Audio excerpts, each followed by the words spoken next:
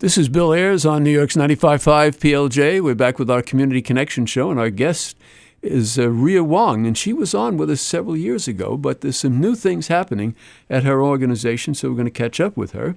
The name of the organization is Breakthrough New York, and their phone number is 646-747-BTNY. Their website is btny.org, btny.org. That stands for Breakthrough New York. Welcome, Rhea. Thanks so much, Bill. Great to be here. So we were talking just before before going on the air here that you have a program that's been going on for a number of years, and you actually went through the program as a student in San Francisco some years ago, right? That's right, Bill. So my my involvement with the organization is going on, how old am I now? More than 20 years, let's say that. So I started first as a middle school student in San Francisco. We're a national organization. We're the only site in New York. And I was a very typical breakthrough kid. I was going to, a mediocre public middle school. I was, doing well, but frankly not really working all that hard. And I was dragged kicking and screaming by my mom to this program. And, I heard all of the things, going to school over the summer, so on and so forth. And my first reaction was, why would I do that? That's, summer school is for kids who fail. I'm getting straight A's. Mm-hmm. And actually, once I joined the program and I understood what it was such a, it was like a moment of finding my tribe, my people. Mm-hmm. We were good, smart kids who had big ambitions and wanted to go to college. And so as a direct result of my involvement with the program, I ended up going to a wonderful boarding school in Southern California and ended up going to a fantastic college. And so I have so much that I owe to the program in terms of what it's done for me personally. And I've been very committed to opening up those opportunities for other kids. What caught your imagination when you went in? You went in a little bit reluctantly, as you said, and then I did. Something happened. What happened? It was so interesting. I think it was, so I've always been a reader. I love to read. I've always loved to read. But at my public school, I never really felt comfortable sharing that I love to read. Part of it was I was afraid that I'd be made fun of or called a nerd. I mean, it wasn't cool. Stuff. It wasn't cool to be smart. That's right. And once I joined the program, I met a bunch of other kids who were like me, who really loved to read and really thought being smart was cool, and not going to college was cool. And I think, I think we all need that kind of community and encouragement in our lives. And I found my people, and I've been with them ever since. Wow. Okay. So tell us how the program works in New York now. And sure. You've been running the program for a number of years. And tell us, when a child comes in, and they are children when they come in, and they leave as women, what happens? So it's women and men. So women and men. Okay. Right. Yeah. So we recruit young boys and girls in sixth grade, and in fact, your audience might be interested in knowing that our admissions process is open right now. So if there are any sixth graders out there who might be interested, you should definitely check out our website, btny.org, and apply if interested. So a key part of our program is that you do have to apply to be part of the program, and so we're looking at kids who are smart and motivated, but may not necessarily have the financial resources to get to the top. And so last year we had roughly 300 applications, and we ended up taking about 100 kids into the program. And so what it consists of is a 10-year commitment, which most of the kids we're talking to are 11 or 12 years old. So it's a bit of a jaw dropper for them to say, wow. Okay, I'm 10 committing for 10 years, right? So it's pretty much their whole lives at that point. And what we do is, and it's all tuition free, so we don't charge families a dime, but what we do charge is commitment. And we do summer programs and after-school programs, and we help with high school placement, which, as you know, can be a bear in New York City. We support them through the high school years. We help them with college applications, SAT prep.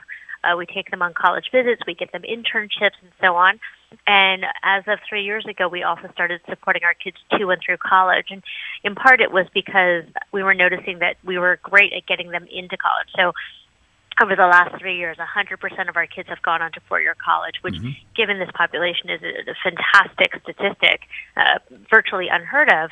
But what we are noticing is that a lot of our kids were struggling once they got to college. Most of our kids are the first in their families to go to college, and they didn't have the resources or the knowledge that they could call and ask their parents about, hey, I got this bill from the bursar and I don't know what to do, or I'm not doing well in chemistry and I'm not sure what to do. And so we really felt like it was our commitment to see them to the end of what we consider to be the finish line, which is to say a college degree in hand, with the ultimate goal of breaking the cycle of poverty in their families forever. Wow. So happy to say we're in our third year. Our oldest kids are juniors in college, and 100% of them are still in college. So we're very proud But of that. that would not have happened without this extension part, right? Well, I mean, difficult to say, but probably not. So nationwide, the graduation rate of first-generation college students is 11%. Woo. So, Whoa. yeah, I mean, it's a pretty dismal statistic, and even so, college graduations nationwide are about 60%.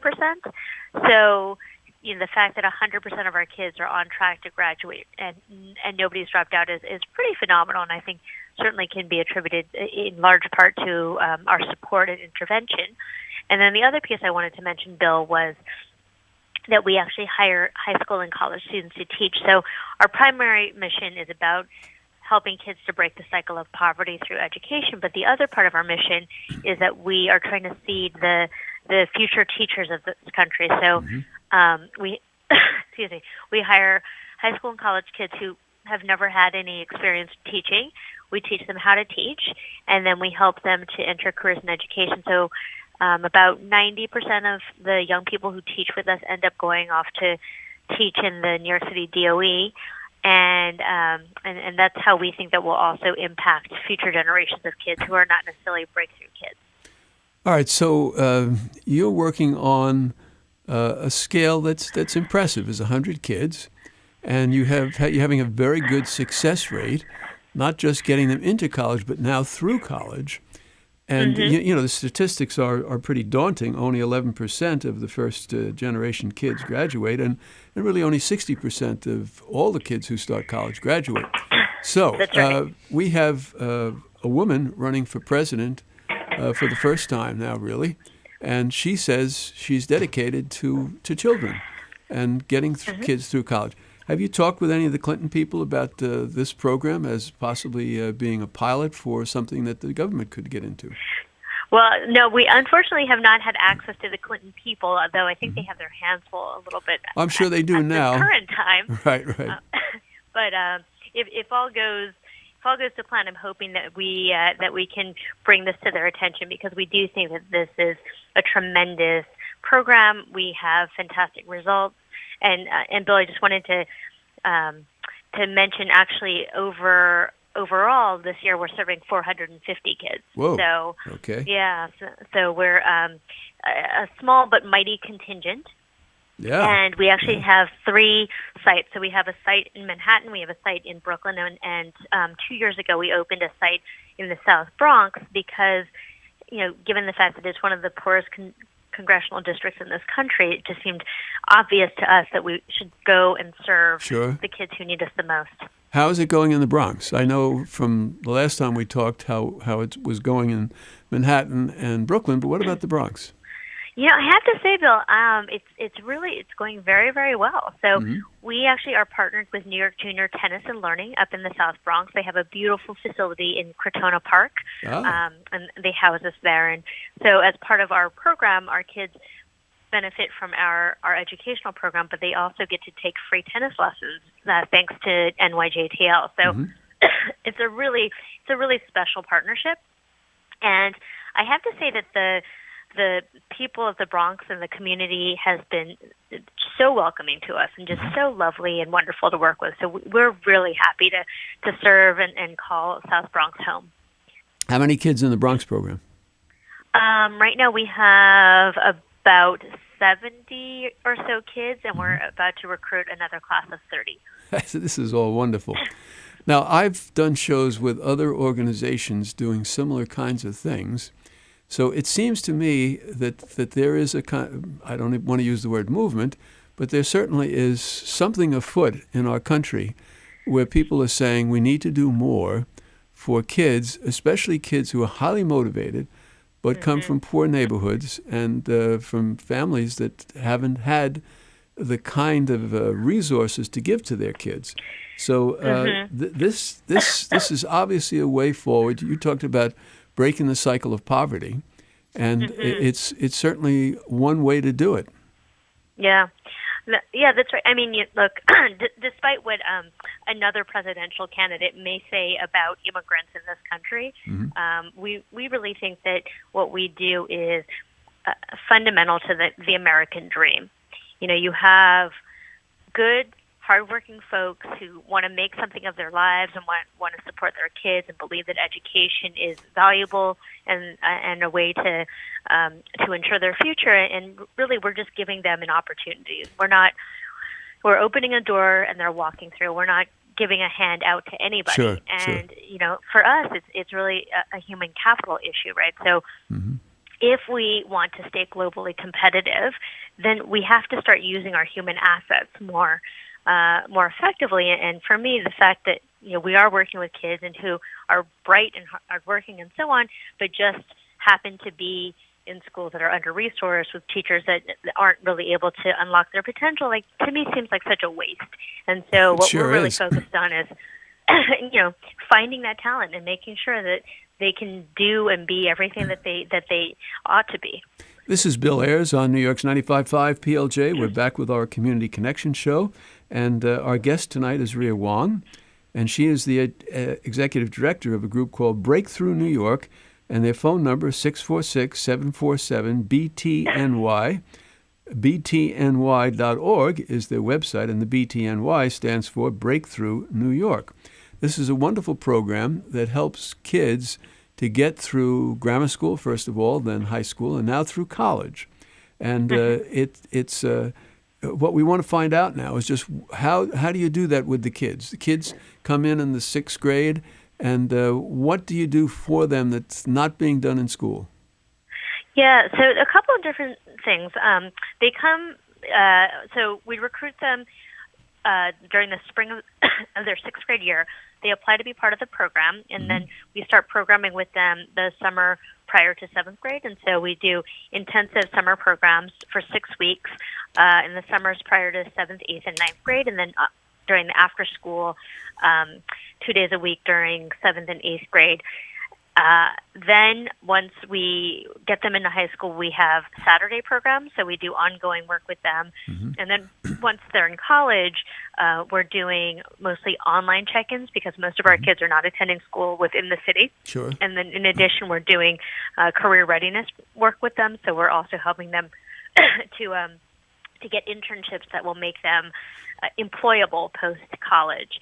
And I would say that we are doing two major things that are different, maybe three major things that are different than what they're experiencing in their public schools. The first is highly individualized attention. So the student-teacher ratio is about 3 to 1. Oh, boy. And so we know all of the kids. We know their names. We know their moms. We know their cousins and their siblings. And I think that there's something really important about making kids feel like they're seen and known. Which, I think at some of these larger public schools, it's just not possible to know and pay attention to kids in the same way from a strictly scale perspective. So relationships, I mean, in a sense, some of your folks become mentors to these kids, not just teachers, right? That's exactly right. It's what we call a students teaching students model. So, Bill, I know that you have 2 daughters, and I imagine at some point they were middle school students. Yes, they were. And I think as middle schoolers, whatever adults have to say, in one ear and out the other, right? But if it's a teenager who's telling them something, it is like, the gospel truth. And so the genius of our program is that we put these really cool high school and college students in front of these middle school kids, and we have them tell the kids that going to college is cool and being smart is cool, and all of a sudden it changes their perspective. Like, oh, well, if this 18-year-old is telling me that, then it must be the truth because they know everything. Yeah, well, that's right. And middle school is a time when a lot of kids get lost. Oh, Bill, I mean, we have always felt very passionately about intervening in the middle school years, particularly because of the way that the high school process works in New York City. Most kids don't know that how they perform in the seventh grade largely determines whether or not they're going to be going to a college preparatory high school. And, I think middle school's are a really tough time. Socially, academically, emotionally, physically, you're in flux. We sort of think of it as the black box of education, right? And yet, there's a lot to love about middle school. So I think if you're the kind of person who loves middle school kids, you love middle school, right? But most folks don't love middle school, which I also understand. But for us, it's really it's a time when you can have a lot of impact on a kid and really intervene and imprint them and influence them in really long-lasting ways. I've you probably know this, but I've been doing my midnight show, my call-in show, for 41 years. And Tony and I often talk about the fact that a lot of the people who call us have become isolated in their lives. And they don't have good relationships. They don't have anybody to look up to. And they can get lost. I think that that can start at a young age. Kids get lost in grammar school, but certainly by middle school they can get lost very easily. And then as they move from one area of one dimension of school to another, they can lose some of the friendships that they had that gave them stability. And now they're also in a new land, and they don't know how to deal with it. So you're taking them through those various stages so that they have somebody to relate to. That's so important. Bill, you're speaking my language here. I'm on a soapbox recently about this idea of community and tribe. Yep. And I do think, some of our basic human need is to feel like we belong to something, right? So that we belong to a community or to a tribe.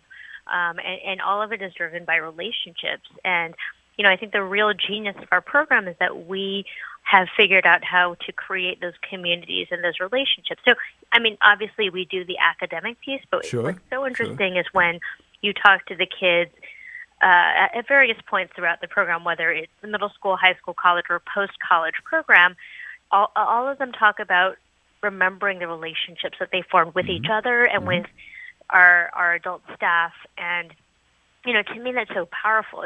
Ultimately, it's the thing that's going to keep our kids on track. And I've recently, I don't know if you've read Sebastian Junger's Tribe. I know who he is, but I have not read it, but I know it's a good book. I would really recommend it. It's a short read, but what's so interesting about it is the ways in which tribe makes such a difference. So he talks about young men who are coming back from war who experience PTSD, and his point was, it's not really related to combat because, frankly, in modern warfare, you don't really see a lot of combat in the way that you did, say, during the Vietnam War. And in fact, some of the PTSD symptoms and depression is related to the loss of brotherhood and the loss of community. And I guess I worry that in this modern age, I feel like such an old person, back in my day, but I worry that we're getting so focused on technology and young people are, you put them in a room, and before cell phones, we would all be friends with each other. We'd start talking because that's what kids do. And now everybody's looking and moving their fingers on the phones. Yeah, and adults do it all the time. It's just annoying to me that you're trying to have a conversation with somebody and they go, and what they're doing may be of absolute essential to their lives, but most of the time it's not. And so they're passing up a real human relationship just to go play with a computer. Ah! Yeah. No, guilty as charged. I do it too, and I try not to. But, in some ways I think we're suffering from this kind of attention deficit, right? So Oh, yeah, like yeah. I'm chatting with you, but I could also be on Facebook, and I'm on the New York Times website because I don't know what's happening minute to minute, and I mean it's exhausting. Yeah, it is. Um, So this and notion of developing relationships that can hmm perdure and that can give kids a sense that they're loved, that they're honored, that they're hmm respected, all of that is just as important as the stuff that they're learning. And that certainly is part of what you do as well. But I think this other dimension is something that we miss so often hmm in schools. I think that's exactly right. Well, as I actually talking about this very issue just today, and I remember when I was in school, the teachers that I loved the most weren't necessarily teachers. Well, really, not even the teachers that were the easiest. In fact, I respected and liked the teachers that were toughest, Hmm. but also the teachers who made me feel like they cared about me as a person Yep. and had a lot of passion for what they were teaching. So Hmm. actually, I've always been a very shaky math student. But one of my favorite teachers throughout my academic career was my 8th grade algebra teacher, and it's not because I was great at algebra. In fact, I found algebra to be really hard in 8th grade. Yeah, But me too. well, I mean, if I had my druthers, I would have taken no math classes. But anyway, but I loved Mr. Yee because he was so passionate about the subject, and he really gave kids a sense that he cared about them as Right. individuals. And That's what it's yeah, about. and I think it's such a basic human need, and it's like, duh. I mean, obviously, you work hard for the people who make you feel like you All care right, now about them. let's give people an opportunity who are listening. If you know somebody who is a sixth grader, or actually you take kids that are older too, don't you, or not? No, we only actually take 6th grade. Well, Okay, all right, sixth we, grade. we, we, we take high school and college students who want to teach, so we do Yes. offer internships. All right, but in terms of to kids get in into the program, program, you've got to be in like the 5th grade now and going into 6th grade. Is that right? no, you have to No. be currently in 6th grade. Currently in 6th grade. Okay, so if you Correct. have a child or you know a child who's in the 6th grade and in the city here someplace, and you'd like to see that child really move ahead, here's an opportunity. You can call 646-747-BTNY, 646-747-BTNY, or you can go to btny.org, and you can find out whether your child or the child that you are interested in could participate in this program. Now, how many, you said there's like 300 or 400 kids who apply and you take 100? Yeah, so it's becoming pretty competitive. So Right. we had a little more than 300 applications last year, and the application is just the first step of the process. So you apply, and then we do invitations to one-on-one interviews of the students whose applications are of good quality, and then of the group that we interview, we take a smaller percentage. So it is a competitive process. And I would also say to folks out there listening, if you have a 6th grader who's not so sure that they want to do it, I would actually suggest that they not apply because it is too much of a commitment Sure. and, frankly, too much hard work to have a kid who's not fully bought in. All right. So our guest tonight on Community Connections has been Rhea Wong. She's the executive director of a group called Breakthrough New York, and the idea is to break through this morass in our schools and get kids really learning and loving to learn, and then moving forward. They take people all the way from the 6th grade through college. Now, this is a remarkable program. Number is 646-747-BTNY, or go to btny.org. Thank you for being with us, Rhea. Thank you both. Such a pleasure. Till the next time, this is Bill Ayers, and I wish you much peace and love and hope. That's something we all need a lot of.